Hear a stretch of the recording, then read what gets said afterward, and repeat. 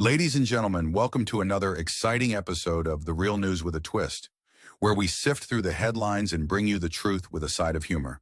Today, we have a delightful piece of news straight from the corridors of power in Washington, D.C. Yes, you guessed it, President Donald J. Trump is at it again, taking on the liberal media giants NPR and PBS. In a move that only the bold and the beautiful would dare to make, our president declared his desire to cut federal funding for these mainstream media outlets. Now, some might say this is a radical move, but let's face it, folks. When has Trump ever been accused of being conventional? During a lively meeting at the White House, Trump was asked about the DOJ subcommittee hearing titled Anti-American Airwaves, Holding the Heads of NPR and PBS Accountable. With a twinkle in his eye and a smirk that could melt an iceberg, Trump said, "I would love to do that. And why not? After all, NPR and PBS have been as fair and balanced as a seesaw with an elephant on one side." The president didn't mince his words, claiming the coverage by these outlets has been very biased. Now, isn't that the understatement of the century? Who would have thought that the news would be anything but neutral? In a world where facts are as flexible as a yoga instructor, Trump is simply calling out the biases that we all know exist. For those of you who love a good conspiracy theory, let's dive into the numbers. NPR and PBS receive a significant amount of federal funding.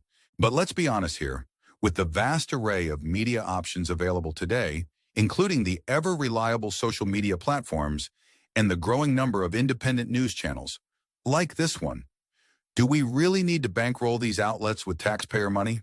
It's not like they're producing Game of Thrones over there, is it? Now, before you jump to conclusions, let's take a moment to acknowledge the fine programming that NPR and PBS have brought us over the years. Who could forget the riveting drama of Sesame Street or the heart-pounding excitement of Antiques Roadshow? But in the age of Netflix and chill, are Big Bird and the gang still worth the investment?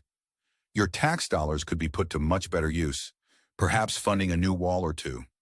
As the president himself pointed out, there's plenty of coverage available. And he's right. Why rely on a handful of so-called trusted sources when you have a veritable smorgasbord of information at your fingertips? From Twitter, tirades to Facebook forums, the modern news consumer is spoiled for choice. And speaking of choices, have you subscribed to our channel yet? If not, what are you waiting for? Stay informed with the news that matters, delivered with a dash of irony and a sprinkle of satire. Give us a like, drop a comment, and don't forget to hit that subscribe button.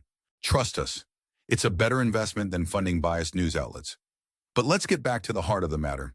Trump's proposal has, predictably, sent shockwaves through the liberal media. Critics argue that cutting funding would be a blow to free speech.